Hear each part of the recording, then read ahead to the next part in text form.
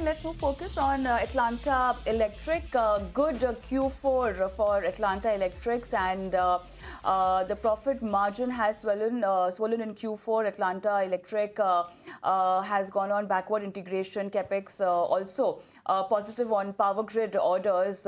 We're also looking at the company getting close to debt-free by the year end, and revenue growth drivers are also in place with orders in the pipeline coming up. Let's discuss more on this. We're also joined by the company representative. The stock is also up almost 5%. We're joined by Patel, CMD Atlanta Electric, and Mr. Anand Sharma, CEO Atlanta Electric.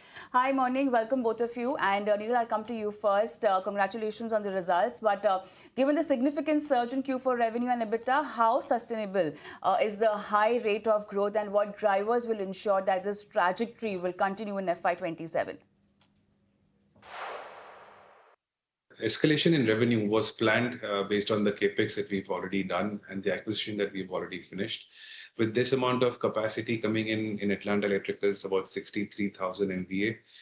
Revenue escalations were anyways expected, and that's exactly what we had planned to do. Fortunately, in our industry, first quarters are a little slow in business. Quarter four is usually very heavy on business, and that's also something that helped us escalate the revenue. And we see in the market this huge demand of transformers that we manufacture. Demands coming in from battery energy storage systems, renewable energy, railways. Now there's a due demand that is going to come up for AI-based data centers. So all power-hungry appliances is where transformers would be required. And we see that coming in at least for next 5 to 7 years. Right. Neeral, so is the company still firm on the 40% year-on-year growth in the upcoming financial years as well? Do you stick to that?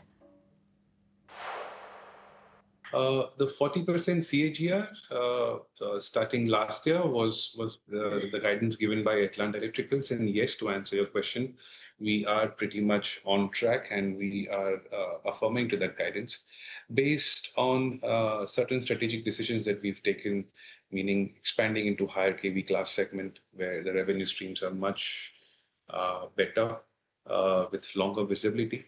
When we say higher kV class, we mean 400 kV and 765 kV. So strategically, we are very well placed to deliver that kind of CAGR growth that we have indicated. Sure. Neeral and Anand, the request. All right, so the Kotak saying that there needs a plan to handle all these uncertainties. We'll go back to it, but then before that, Anand, I'll come to you.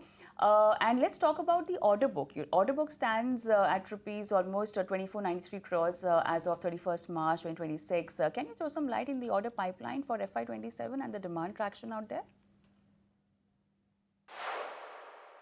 When we finished booking this order of 2,500 crores during last year, there were many inquiries, there were many tenders where we were declared as L1, but because of the elections going on in some states, or maybe the purchase orders issuing authority was not available. So orders worth close to 700 odd crores were pending to be received. So this is only the beginning. We are seeing a very strong pipeline of inquiries. And the conversion also nowadays is taking much lesser time as compared to the earlier times. So people know that they need to block the capacity of the transformer manufacturers in case they are willing to or they are wanting to get the transformers in time. So the RFQ to order cycle also has considerably reduced. And we are seeing a good momentum, good traction in the inquiries also and the order finalizations also. All right, we'll quickly go back and cut into Mr.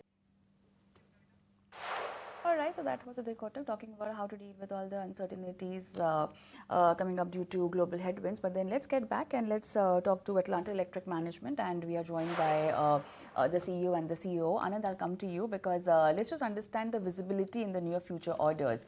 What is it looking like from power grid especially?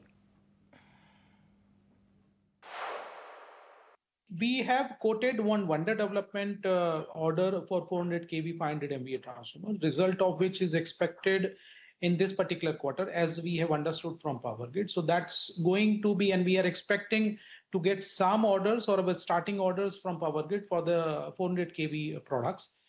So that shall be our first order. And moving ahead, we shall be producing the prototype. We shall be getting the type test done. And once that particular cycle is completed, we certainly would be expecting a better inflow of orders from Power Grid in a time to come. Right. Neeral, we see a good expansion in the EBITDA margins. How sustainable is this, and what would be your margin outlook going forward? If you could give us a guidance on margins. So we maintain the margin outlook to be stable, and that's exactly what we've been maintaining since we've been public.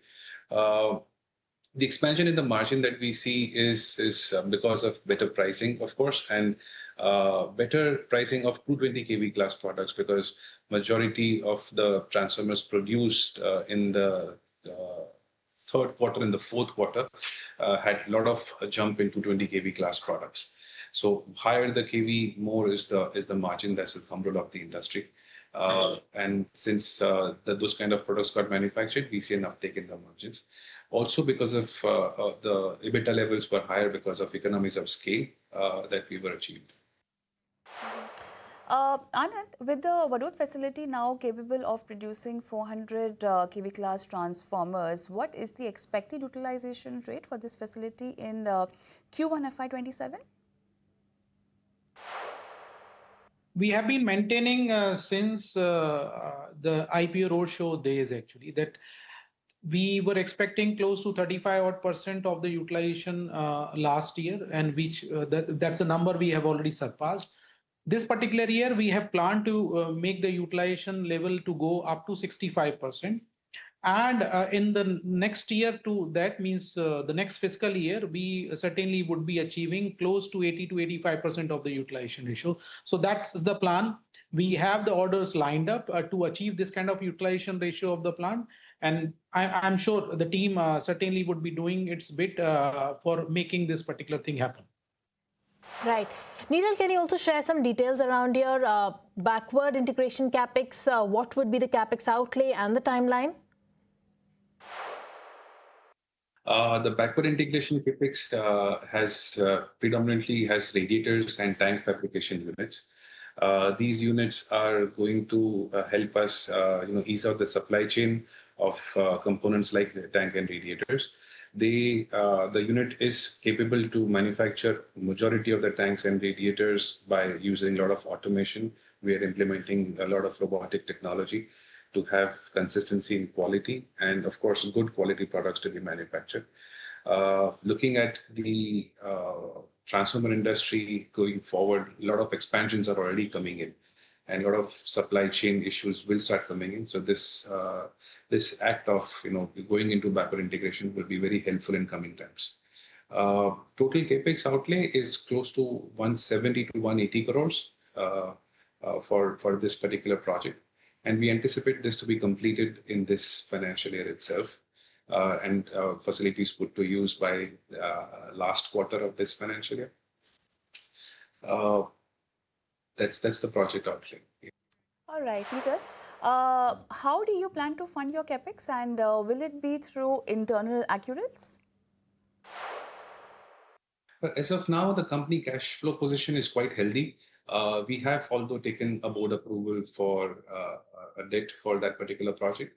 But since the cash flow position is quite healthy, we do not intend to take debt unless it is necessary.